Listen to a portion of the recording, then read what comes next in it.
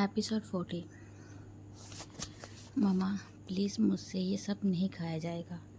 सीरत ने मुंह बनाते हुए युसरा को कहा। सीरत, फातिमा ने तुम्हें प्रॉपर डाइट का चार्ट बना कर दिया है। अपना ख्याल नहीं रखोगी तो बच्चे का ख्याल कैसे रखोगी? युसरा उसको समझाते हुए खाना खिलाने लगी। सीरत बेबसी से मुंह बनाते हुए खाना खाने लगी। सुबान ने कितने बजे का टाइम दिया था? युसरा ने सीरत से पूछा। सुबह नाश्ते की टेबल पर युसरा ने सुबान से कहा था कि सीरत को किसी अच्छी सी गायनी के पास ले जाए। 2 बजे का टाइम दिया था, बस आता ही होगा सो भी। सीरत खाना खाते हुए बोली, ये आता ही होगा क्या है बेटा, शोहर है सुबान तुम्हारा। शोहर को इस तरह मुखातिब नहीं करते।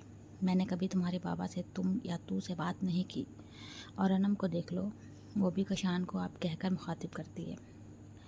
युसरा ने सीरत को देखकर एक दफ़ा पहले समझाई हुई बात को दोबारा समझाया। सीरत के चेहरे के तासुरात बदले। इससे पहले वो युसरा को कुछ कहती, अरे रनम, मेरी छोटी बेटी यूँ अचानक आ गई अपनी मम्मा के पास। युसरा रनम को घर में दाखिल होते देखकर बोली। सीरत भी उसे देखकर खुश हो गई और खाना छोड़कर टेबल से उठकर रनम के पास आई। रनम खामोशी से चलती हुई इन दोनों के पास आई। पीछे गुलाम बख्श रनम का सूटकेस लेकर घर के अंदर आया। युसरा ने रनम का उतरा हुआ चेहरा देखा, फिर सूटकेस को। क्या हुआ, सब खैरियत तो है? इतना बड़ा बैग कशान कहीं गया हुआ है, ऑफिस के काम से गया? युसरा रनम को देखकर पूछने लगी, मगर उसके चेहरे के तासुरात गुमान हो रहा था बात कुछ और है। बोल क्यों नहीं रही रनम? मम्मा क्या पूछ रही हैं, सब ठीक है ना? सीरत ने उसके चेहरे के तासुरात देखते हुए पूछा। रनम मेरी जान, यहाँ देखो मेरी तरफ, तुम ठीक हो ना बेटा? युसरा रनम के करीब आकर उसका चेहरा थामते हुए फिक्रमंदी से बोली। मम्मा, रनम से आके कुछ नहीं बोला गया, वो बस युसरा के गले लगकर रोने लगी, जिस पर सीरत और युसरा दोनों ही परेशान हो गईं। रनम बोल क्यों नहीं रही हो कुछ? काशी कहाँ पर है और तुम इस वक्त कैसे आ गई हो? क्यों परेशान कर रही हो हमें? रनम के ज़ारों की तरह रोने पर जहाँ युसरा परेशान हुई, वहीं सीरत तेज़ आवाज़ में रनम से पूछने लगी, मगर रनम ने रोना नहीं छोड़ा। रनम, सुबान की आवाज़ पर इन तीनों ने मुड़कर सुबान को देखा। सुबान इस वक्त सीरत को अस्पताल लेकर जाने के लिए घर आया था। रनम को युसरा के गले लगकर रोता हुआ देखकर वो परेशान हो गया। भैया, रनम ने सुबान को देखा और चलती ही उसके पास आई और उसके गले लगकर रोने लग गई। रनम, यहाँ देखो मेरी तरफ और मुझे बताओ क्या हुआ है। कल तो उसे लगा था कि कशान रनम से मिसबिहेव करके पछता रहा है, इस वजह से वो रनम को अपने साथ नहीं लाया था, मगर आज रनम के आंसू कुछ और ही बयान कर रहे थे। भैया, मैं अब कशान के साथ नहीं रह सकती, रनम रोने के दरमियान बोली, जिस पर सीरत और युसरा शौक से एक दूसरे को देखने लगी। रनम चूंकि सुबान के गले लगी हुई थी, इसकी पुश्त सीरत की तरफ थी। बालों का ऊंचा जोड़ा बंधा होने की वजह से बार बार सुर्ख निशान हल्का सा उसके कंधे के साइड पर नजर आ रहा था। रनम की बात सुनकर सीरत का दिमाग कहीं और चला गया। यहाँ आओ मेरे साथ रूम में। सुबान के कुछ बोलने से पहले सीरत बोल पड़ी। रनम का हाथ पकड़कर उसे रूम के अंदर लाकर फ़ौरन दरवाज़ा बंद किया। बाहर युसरा सुबान को देखने लगी, मगर इस वक्त वो युसरा को तसल्ली भी नहीं दे सका कि सब ठीक है। उसका दिल अंदर से खुद बेचैन हो रहा था। रनम, यहाँ मेरी तरफ देखकर मुझे बताओ क्या किया है काशी ने? सीरत अपने दोनों हाथ उसके कांधों पर रखकर पूछने लगी। आपी, वो कशान ने मुझे। रनम को रोते हुए समझ में नहीं आया कि सीरत को क्या बताए और अब युसरा को क्या बताएगी। यहाँ बैठो। सीरत ने उसे कमरे में मौजूद कुर्सी पर बिठाया, साथ ही उसकी शर्ट की जिप खोली। रनम की कमर पर लाल निशानात देखकर सीरत ने बेसाख्ता अपने होंठों पर हाथ रखा। रनम, ये काशी ने किया है? वो बेयकीनी से रनम का चेहरा देखते हुए बोली। दरवाजे पर दस्तक की आवाज़ पर सीरत ने कमरे का दरवाज़ा खोला। सामने सुबान सवालिया नज़रों से सीरत को देख रहा था। सोबी, काशी ने बहुत बुरी तरह रनम को मारा है। उसकी कमर पर निशानात। सीरत की आंखों से आंसू निकलने लगे, जिस पर सुबान बेयकीनी से सीरत को और फिर कुर्सी पर बैठी रनम को देखने लगा।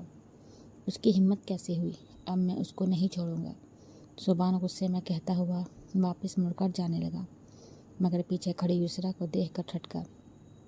युसरा बिल्कुल सुन खड़ी थी। उसके चेहरे से साफ लग रहा था वो सीरत की बातें सुन चुकी है। सुभान युसरा को देखकर घर से बाहर निकलने लगा, मगर अगले ही लम्हे उसे वापस आना पड़ा, क्योंकि युसरा बेहोश होकर होश हवास खो चुकी थी। आज ऑफिस में मीटिंग के दौरान उसका जहन बार बार रनम और अपने रिश्ते को लेकर फिक्रमंद हो रहा था। वो गुस्से में रनम के साथ अब की बार कुछ ज़्यादा ही ज्यादती कर गया था। कल रात रनम के साथ बदसलूकी करने के बाद वो अंदर से गिल्टी फील कर रहा था। कशान ने सोचा उसे रनम और अपने रिश्ते को कुछ ज़्यादा टाइम और तवज्जो देना चाहिए। वह कल ऑफिस से छुट्टियां अप्लाई करके हफ्ते 10 दिन के लिए रनम को कहीं दूर ले जाने का इरादा रखता था, जहां वो सिर्फ अपनी डोल को टाइम दे सके। अब वह बाकायदगी से फैमिली प्लान करने का भी सोच रहा था। ऐसा ज़रूरी था रनम और अपने रिश्ते की मजबूती के लिए। कशान सोचता हुआ ऑफिस से बाहर निकला। उसे घर पहुंचना था। रनम की मर्ज़ी की जगह पर वो उसके साथ कुछ दिन स्पेंड करेगा, अपने हनीमून पीरियड की तरह। वह इन दिनों को यादगार बनाए। अब उसे अपने गुस्से को भी कंट्रोल करना था, जो उसके रिश्ते को कमज़ोर कर रहा था। वह अपने रनम के साथ जुड़े रिश्ते में मजबूती चाहता था। वह रनम से अपने हर बुरे रवैये की तलाफ़ी बहुत अच्छी तरह मांगना चाहता था, और उसे यकीन था रनम हर दफ़ा की तरह उसकी सॉरी एक्सेप्ट कर लेगी। वो उसकी डोल थी, उससे प्यार करती थी। वह सुभान को भी शेरा से मुतल्लिक उस दिन वाले वाक़े के बारे में सब कुछ सच बताने का इरादा रखता था, जो कि आम हालात में वो कभी भी ना बताता, मगर उसे सुभान का भी दिल साफ़ करना था। उसे यकीन था 2 से 3 दिन में सब कुछ पहले जैसा हो जाएगा। कशान अपनी कार की तरफ बढ़ा। वो घर जाने के लिए कार में बैठ ही रहा था, तब उसे अपने पीछे से माया की आवाज़ सुनाई दी। वो मुड़ा। कांग्रेट्स मैम, ये प्रोजेक्ट हमारी कंपनी को मिल गया। माया कशान के पास आई। उसके कुछ बोलने से पहले कशान बोल पड़ा। कशान, इसी बात के लिए तो मैं आपको थैंक्स कहने आई थी। ये सब आपकी मेहनत का नतीजा है। आपकी मेहनत के बगैर इतनी बड़ी कामयाबी नामुमकिन थी। माया ने मुस्कुराकर कशान को देखा। वो उसे हर लिहाज से परफेक्ट मर्द लगता था। काश वो इसका होता। माया को ख्याल आया, थैंक्स करने की ज़रूरत नहीं है। मैंने बस अपने हिस्से का काम किया है और मेहनत की है, जिसकी सैलरी आप मुझे पे करती हैं। कशान माया को बोलते हुए अपना हाथ में बांधी रिस्ट वॉच में टाइम देखने लगा। इससे पहले माया कुछ बोलती, अचानक पुलिस ऑफिस के पार्किंग एरिया में दाखिल हुई, जिस पर कशान और माया दोनों चौंके। चलो भाई काशी, हमारे साथ तुम्हारी गिरफ्तारी का ऑर्डर आए हैं। आज रात फिर से हवालात के मज़े लो, कुछ पुराने दिन की यादें ताज़ा करो। इंस्पेक्टर जवाद ने कशान के पास आकर बोला, जिस पर माया और कशान एक बार फिर चौंके। क्या मजाक है ये? तमीज़ से बात करो ज़रा। किसके ऑर्डर्स हैं? कशान बिगड़ते तेवरों के साथ जवाब से बोला, बेटा पुलिस किसी के साथ मजाक नहीं करती, और ज़ाहिरी बात है ऑर्डर्स भी इसी के होंगे जो तुम्हारे कारनामों से बाखबर होगा। खबर हथकड़ी लाओ भाई, काशी साहिब के लिए। इंस्पेक्टर जवाद, जो कि पहले से ही कशान को जानता था, हवालदार को मुखातिब करके बोला, देखें आप इनको इस तरह अरेस्ट नहीं कर सकते। ये सुभान अहमद के भाई हैं। आपको सारी बात पहले इनसे कंफर्म करनी चाहिए। कशान के लिए हवालदार हथकड़ी लेने गया तो माया एकदम बोल उठी, देखिए मैडम जी, आप हमें मत सिखाएं। पुलिस को मालूम है किसे क्या करना है। हम एसपी सुभान अहमद के कहने पर ही इनको अरेस्ट कर रहे हैं। इंस्पेक्टर जवाद की बात सुनकर एक बार फिर माया और कशान चौंके। गए चलो भाई काशी साहब को। इंस्पेक्टर बोलता हुआ आगे चला गया और माया मुंह खोले देखती रह गई। हाँ जवाद बोलो। 2 घंटे पहले डॉक्टर युसरा को डिप्रेशन का इंजेक्शन देकर गया था। वो सुभान के सामने बेड पर लेटी हुई थी, तभी सुभान का मोबाइल बजा। सर, आपने कशान को गिरफ्तार करने के लिए कहा था। वो इस वक्त लॉकड अप में है, अब आप आगे हुक्म करें। जवाद ने सुभान को मौजूदा सूरत हाल से आगाह किया। सीरत के मुंह से जब सुभान ने कशान का रनम से सलूक सुना तो उसका खुद खून खोल उठा। उसे कशान पर शदीद गुस्सा था, और इस गुस्से में वो घर से बाहर निकलकर कशान के पास जाने का इरादा रखता था, मगर युसरा की तबीयत बिगड़ने की वजह से वो कशान के पास तो नहीं जा सका। फ़िलहाल उसने जवाद से कहकर उसे लॉकअप में डलवा दिया। हाँ, उसे अभी लॉकअप में ही रहने दो, मैं रात तक चक्कर लगाता हूँ। और इस शेरा की क्या खबर है? सुभान ने जवाब से पूछा। सर, शेरा को भी आज शाम में होश आ गया था, मगर वो अपने बयान में यही कह रहा है जिसने उसे मारा है नकाब होने की वजह से वो उसका चेहरा नहीं देख सका।